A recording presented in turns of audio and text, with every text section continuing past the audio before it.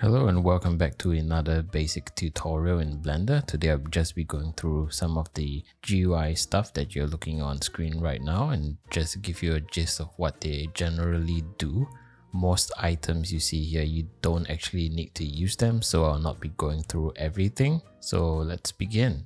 So the first thing I want to highlight is actually this view here, which is the viewport, and this is where you'll be doing the majority of your work. So there's so many buttons all around here. Not every button you actually be using, and if you want to just explore them, go ahead, feel free to explore these buttons, but I'll be going through the main basics that you'll be usually using.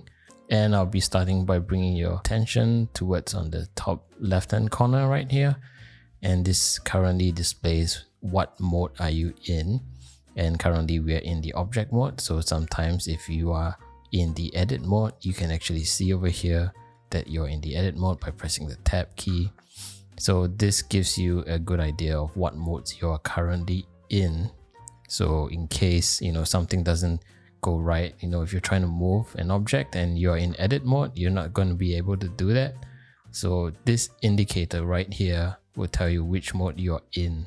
Right below this is actually a mini toolbar, and you can access it by pressing the T button on your keyboard to unhide and hide it. And basically you can use this to select objects, move it around. This is really just the rudimentary transform tools in Blender. Next item on the list we'll be going through, it's this small little button up here, and this is the snap key. So in the tutorial, I'll be using mainly the vertex snap key, and basically how do you turn it on? You can just press this to turn it on, but we're not going to use this because there's actually a hotkey. So for example, I'm just going to create a plane right now, right? I'm just going to move it around here, and if I move it and I want to snap to this vertex here, I'll just hold down the control button and you will sort of do the job here. So that's how you snap to vertex mode.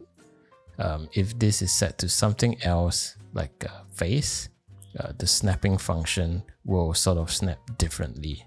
So as you can see now, it's snapping the vertex to the face. Alright, so let me go over to the next side of the screen, which is this side. And actually there's this hidden menu over here where you can see this arrow key, but you can access it by pressing the N button on your keyboard. So this will actually give you extra controls of your items in your viewport over here. As you can see right now, I'm just controlling it via this extra properties menu over here by pressing the N key to unhide and hide it. And let me just bring your attention to this small little gimbal out here. If you don't have, if you're in a situation where you don't have a 3-button mouse, which you always should have when you're using Blender, you may use this button, to sort of navigate around your viewport, although it is quite hard to work with this. But I guess for a preview, this shouldn't be an issue. So this is actually the gimbal button where you can actually see where in space you are looking at. So if you wanted to go to a top view or a side view over here, let's say I want to go to this side view, I can just click on this view and it will just jump straight into it. And if I hold my left mouse button down on this empty area here, I can rotate around the scene just by holding down my mouse button. As you can see, I can just keep rotating non-stop. The nice thing about Blender is that you can keep moving your mouse through the viewport and you just keep going through, as you can see. So your mouse movements will actually not be contained by the size of your screen. It is actually contained within the viewport. So you can basically move objects way beyond what your mouse can actually reach on your desktop screen. Moving on, I'll just be looking at this at the bottom right here, where this is where you actually place keyframes in your animation, which we will absolutely not be using. So actually you can just close this right down and it will not matter. We will not be using this. Then the next one over here, this is really important. This screen over here actually shows you how many items you have in your screen.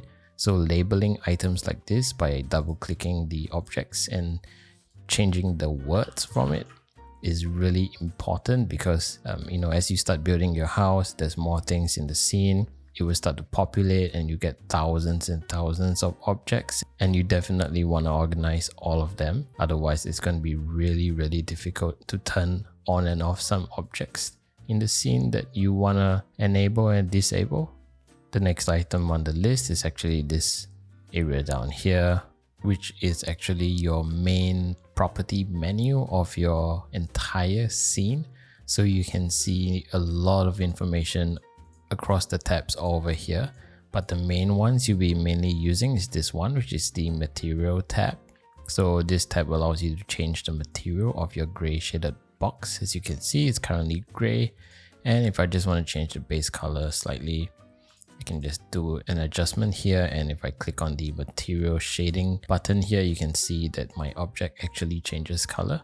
So this one is the material tab, which you'll be using a lot. And the next one will be this one, which is the modifier. Just to show you really quickly what modifiers are. Let's say if I wanted to add a bevel along the edges of the cube, what's going to happen, I'm just going to add a bevel modifier, and these things are really cool. So modifiers sort of help you modify the mesh itself without sort of destructing your actual model. So you can just disable and enable the modifier and it will not hurt your base mesh at all. So these are really cool stuff. And of course, you know, last but not least, we can adjust all the settings in the viewport from here, which we will be going through in the larger tutorials.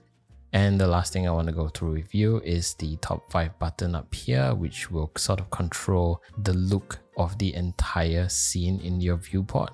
So starting with this one, this is the toggle X-ray button, and as you can see, it sort of toggles it X-ray using Alt-Z, or you can click this button as well and you can basically see through objects. So you can sort of make out like there's another edge of your cube right here, right? So this is what that button does. So sometimes if you want to select the vertex around here, you can sort of hop into the wireframe mode to see whether you're selecting the vertex you want through the mesh. The second button is actually the viewport shading wireframe mode. So in this wireframe mode, it's the lightest display mode of all the display modes because it just shows you all the edges of the 3D model, and that's what it basically does. The next mode is the solid view mode, which we will always usually be in because it's probably the second lightest view. Currently this is with the X-ray on, so I'm just going to tap the Alt-Z key on my keyboard to disable it, or you can also press this button up here. And basically this mode will be the standard mode that you will always be in when you are modeling your house in 3D. The next mode up here is actually the material preview mode.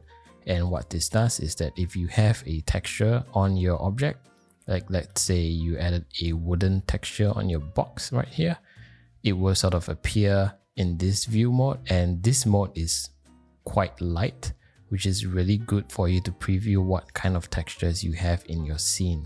The next mode is the last button that I want to show you, is this one, which is the rendered preview mode. And basically what this says, it's rendered, so as you can see when I move the light, you know, it's sort of reactive to the light. And of course this mode depends on what renderer you choose. So currently we are in Eevee, but if I can switch over to Cycles, and maybe if I just bring this mesh below, as you can see, you can start seeing shadows and reflections and stuff through this mode. But of course this mode is the heaviest mode of all the modes, so you will never be working in this mode at all. At most you'll be working in this one, which is the texture preview mode, or this mode, which is the solid view mode. So yeah, I hope that this basic tutorial helps you familiarize yourself with the different areas in Blender. And as you can see, we didn't use everything that you see in Blender over here. Like example, we didn't go through any of these tabs over here because you will hardly be using them for the first part of modeling your house. So we didn't even go through all of this. We will probably get there when we get there, so no worries about that. In the next basic tutorial, I'll be showing you how to move around stuff, sort of snap stuff around, and just the basic techniques of moving around your scene in Blender. So it's going to be a really basic tutorial, and if you have zero knowledge of Blender, you might want to watch that first before going for the house modeling tutorial. See you in the next one.